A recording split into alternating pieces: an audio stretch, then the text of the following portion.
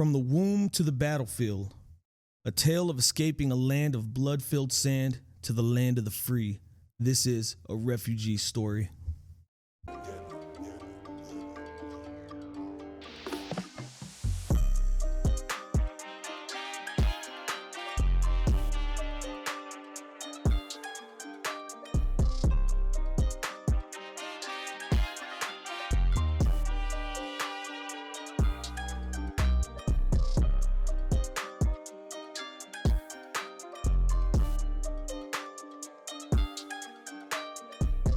Vietnam War lasted about 20 years. From November 1st, 1955, all up until the fall of Saigon on April 30th, 1975. The war was more than North Vietnam versus South Vietnam, as it directly affected other places such as Laos and Cambodia. And with the involvement of the Soviet Union and the Communist Party, and of course USA with its allies, the war was the second of the Indochina Wars, and it was a major conflict in the middle of the Cold War. And during that time frame, there would be 3.8 million lives lost, including civilians. And our guest today is going to tell us his family's story of seeking refuge in the U.S., along with his long-awaited journey to finally return to the place that he had once called home. Welcome back to the Midnight Project, everybody. Tonight we have a guest who's my friend, like a brother, my mentor, Tron Ho. What up, Tron? What's up with you? Thanks for having me out here at the Midnight Project. Always want to be on the podcast. Thanks for coming. Yeah, man. Well, thanks for coming out and showing the Midnight some love. Want to get into this refugee story that you were telling me about the other day. So go ahead and get into that. So as you stated earlier, the war ended April of 1975. Yeah. And I was born December 4th of 1975. That's when the Americans had already pulled out. And it was just a free-for-all for the North Communists to come and take your land, your gold, your belongings, whatever they wanted. You know, Yeah. Once the American pulled out, it was a nightmare. My dad was a baller down there, which I just found out, and he had some money in gold stash. He also fought for with South Vietnam with the Americans, Nice. so we knew we had to escape. And at that time, it was very hard to escape because they were just shooting anyone and taking anything. Once the American pulled out, it was just nuts. Open season. Free for all. So my mom and dad had, at the time, 2 siblings, me, my sister. My sister's 1 year older than me, and she was pregnant with my brother. Your baby brother? Yeah, my baby brother. So we knew we had to escape, and so my dad had, like I said, some gold and cash stashed away, so we went and gave it to a captain of a boat. Nice. Take us to seek refuge somewhere else, or my dad would have been killed, and maybe us too. And my mom told me, like, when we're running through the fields, trying to go to the boat at night, hiding in ditches and stuff, there were so many limbs, body parts laying everywhere, dogs, you know, arms, legs, heads, whatever. It was just a live war zone. And we got to the boat, and what I found out was only 25% of the boat actually made it to land. The other 75% either got lost at sea or pirated, you know. Yeah. So we were lucky. I mean, That's crazy. my dad must have known a very knowledgeable captain. But we made it to Malaysia. And I don't remember too much in Malaysia, but we were there for a couple years. I just remember having dirty feet. That's why I always wear socks now.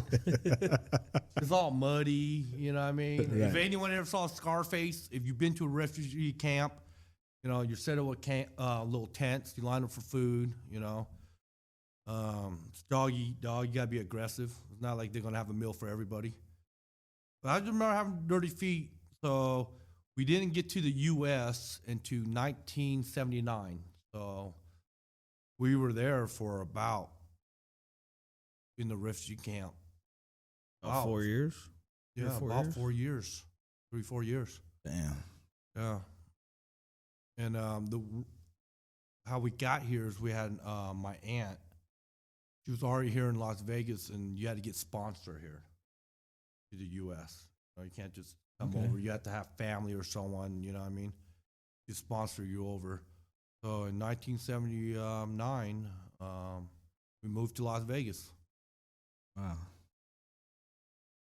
So, what was some of your thoughts when you guys first like got here to Vegas? Well, based on my dad and mom, I was still at the time, I'm 4 years old now. Right. So I just remember living with my aunt, and she already had a full household. She had like 7 kids, but like 4 of them were still living there. So my mom, my dad. Now my brother was born in 1980. So we were all sharing one room there. But as far as my dad, he said, growing up in Vietnam at the time, we don't have the toys. We're not not great like the U.S. at the time. A lot of poverty and stuff. So he said the lights and glamour here, the food here, there's abundance of it. You don't waste food like that in Vietnam. Right. Yeah. Well, it is the land of the free, and we have a lot of abundance, and we all, including me, take advantage of simple things like food, clean water, AC. Yeah, definitely. And you have since went back to Vietnam, right? Yeah, I recently went back. And it was it's crazy how much the country has changed. I mean, yeah, night and day. Night and day. I felt safer there than I do here in the U.S. A lot of people think communist is this and that. Yeah. But hell, maybe the land of the free need to be a little bit more stricter with the laws. I mean, there's death penalties, or there's still this and that. They don't play. The communists don't play. Only thing I don't like about that is the freedom of speech. You can't badmouth the government if you can get locked up. Right. But as far as going back there, it was great. I mean, cheap. It was clean. Some of their technology now is better than what we have here. Yeah. I plan on moving there soon. Really? Wow. Yeah. Okay, so like, it's been 3 decades since you've been back to Vietnam. So on the way there, what was going through your head? Like, what were some of your thoughts? How would it feel like to be the majority? Meaning, like, you're How in it feels place- to be white. like in the land where everybody is like you, right? Yeah. Like I can feel it. In a time you're a minority, you understand. I don't know what you are, but you can pass for white. You know what I mean? I'm Cuban. Yeah. Yeah, you know what I mean? We come in all you're- shades. Yeah. But you know what I mean? You can pass to sit down at Utah, some small diner, and get away with it. You know what I mean? For me, I'm still cautious at this day and age, and that's to reflect back to what I did remember when I moved back here. So we lived in Section 8 after like a year living with my aunt. Welfare and stuff like that gives you the opportunity to branch out and do your own thing. So we first got an apartment. I think it was a 2-bedroom, and there was 5 of us sharing that. But it beats my aunt. We were at 1 bedroom there. So, grew up on food stamps, up in the projects. And in 1979 here in Vegas, wasn't too many Asians. Okay. Not too many Mexicans or Latinos. It was mostly white, and I like to say 30% black at the time, but mostly white here in Vegas anyways. Got you. So I remember, that's why I'm still cautious to this day. Sad story. I remember in the first grade, After living the project a while, we finally got our own home, by the way. We bought it in 1982, I believe. Okay. 81 or 82. That's how hard my parents worked. You know, being on the system for a year and a half or whatever, we bought our first home. But I remember walking to school. I must have been in the 3rd grade. And this truck with no windows down. The dad was driving his son to school, same school I was walking to. Bit a loogie on me and called me Gook. What the hell? Motherfucker. So I finished the school day. I didn't know what Gook was at the time, but it's like calling the Japanese a nip, black people the N-word or whatever. But I didn't know at the time, so I went home and told my dad I got spitted on. I was called a Gook.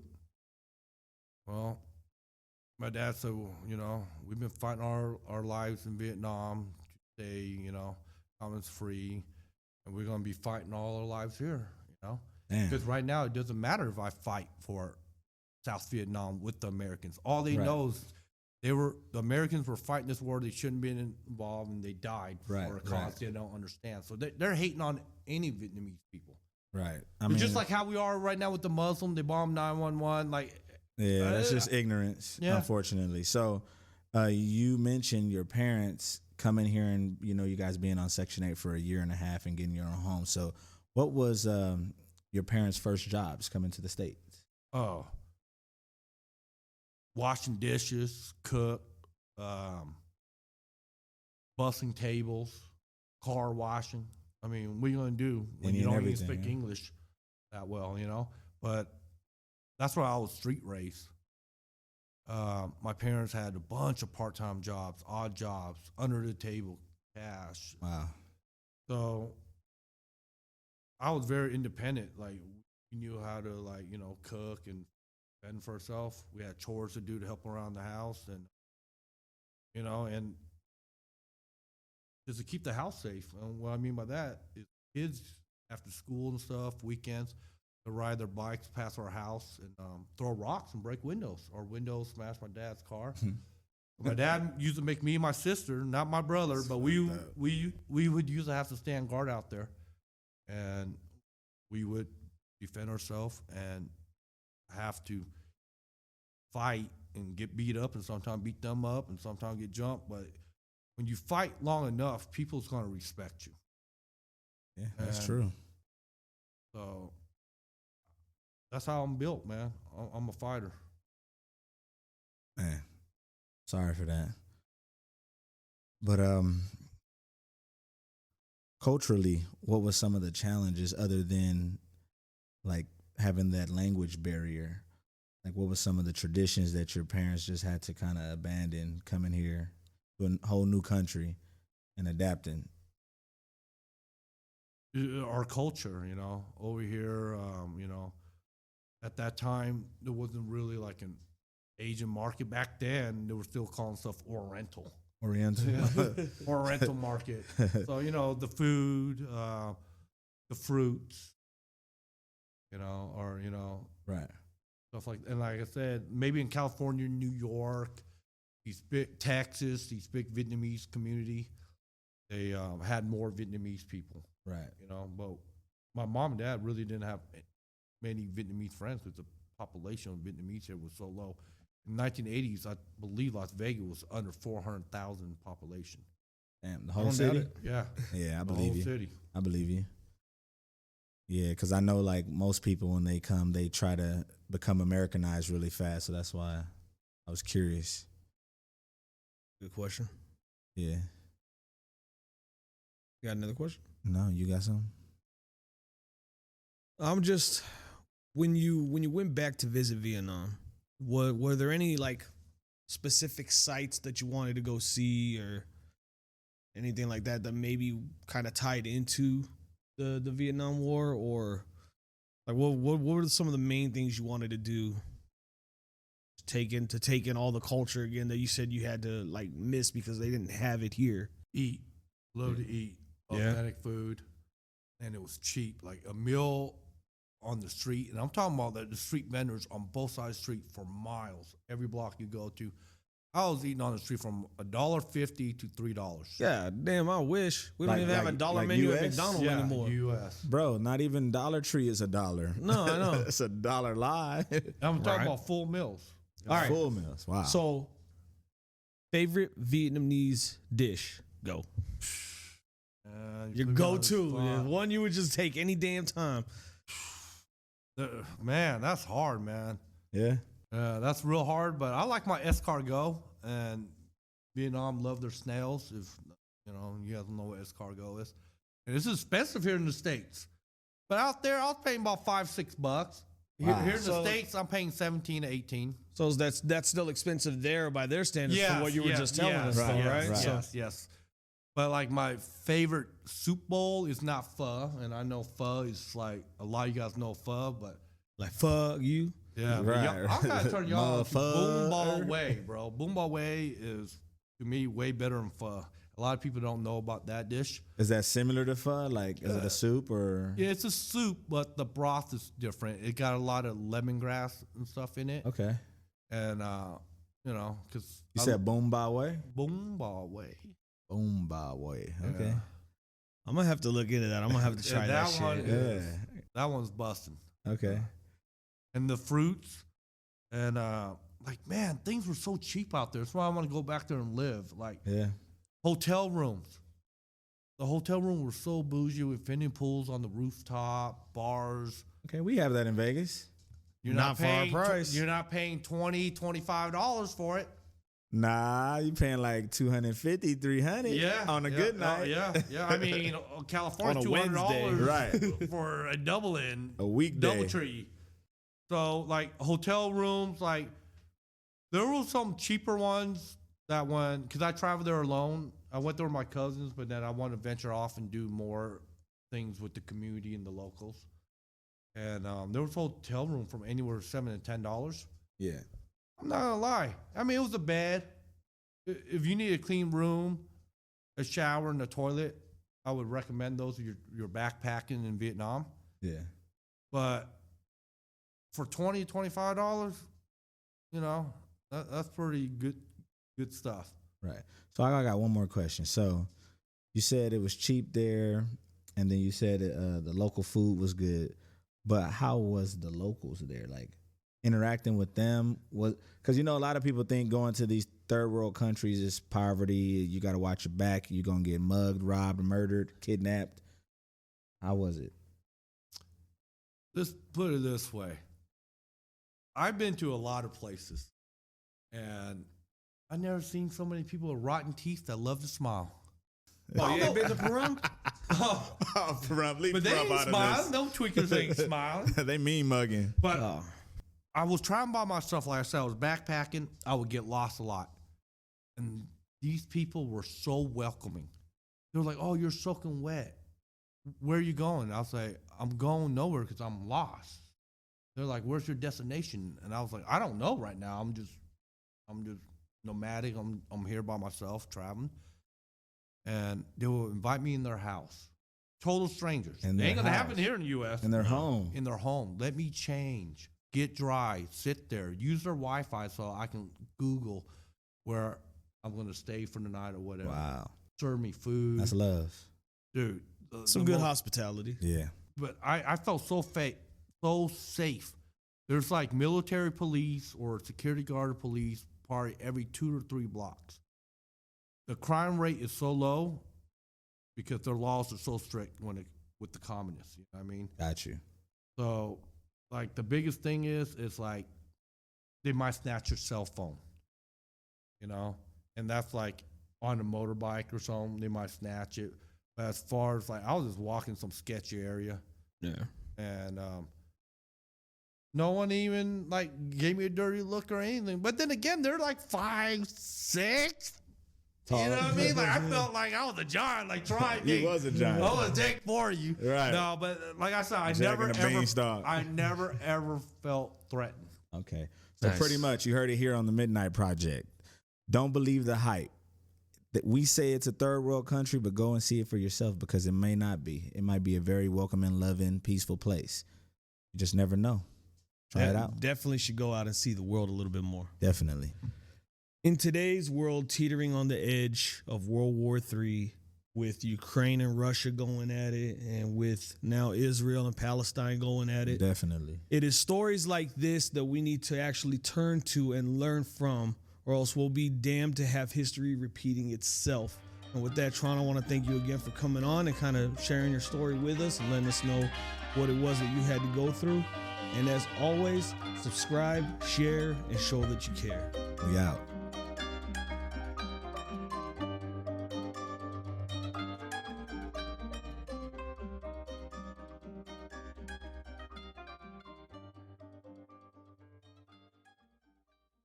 And by the way, Tron had one more little interesting tidbit that he wanted to throw in before we finish closing this episode out.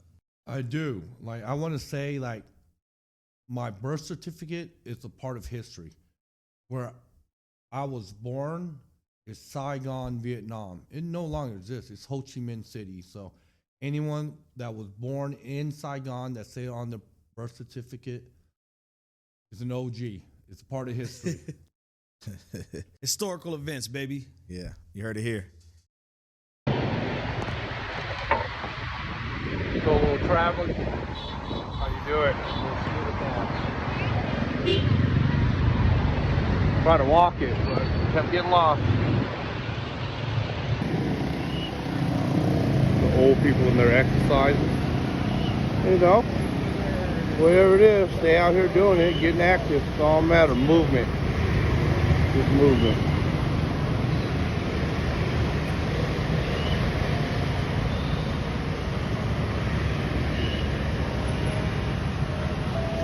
What the hell is this dude doing? Oh, work out them hips, bro. Work out them hips. You guys tuned in right now or what?